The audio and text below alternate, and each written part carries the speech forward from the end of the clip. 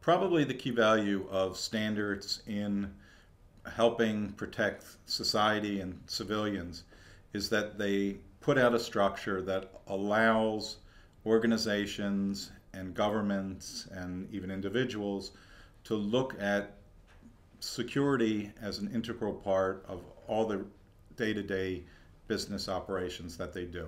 So it's integrating security into common business management practices. So it's looked at as something that supports the objectives of the organization and then is a worthwhile thing to do.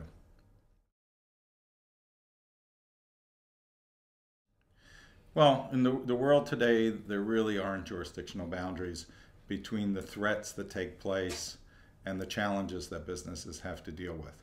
And you lay on top of that the fact that there is a sense of global business almost everywhere.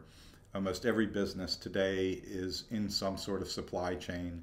Even if it's a small business, they're dependent on general things from society. Every business, every individual these days requires that they have some connection with electricity, with water, with telecommunication systems, and all of those things are also global. So it really helps to start having global standards as well as regional standards as well as the national standards.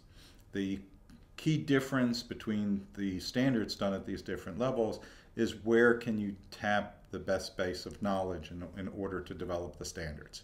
And depending on the different subjects and fields, it's just easier to get the proper stakeholders around the table doing this either on the international level, the regional level, or the national level.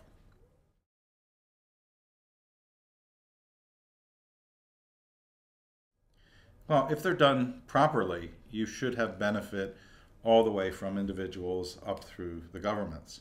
If the standards are looking at how you protect the assets of society, how you protect people, how do you protect facilities, how do you protect property, how you protect information and knowledge, then there'll be benefit all through the system.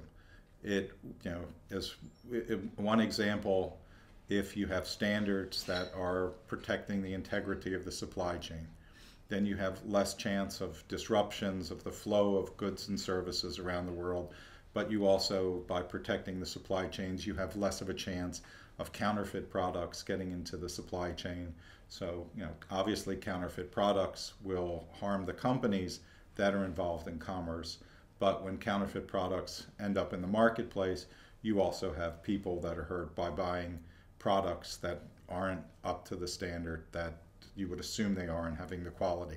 And when you look at things like medicine and other things that are critical that they be at a certain quality where it threatens the individual's life, you can really see that it's not just the drug company that's affected by a disruption of the supply chain, but the end user is also affected. So the standards are really important to look at that whole spectrum of what threats can take place and how to protect that.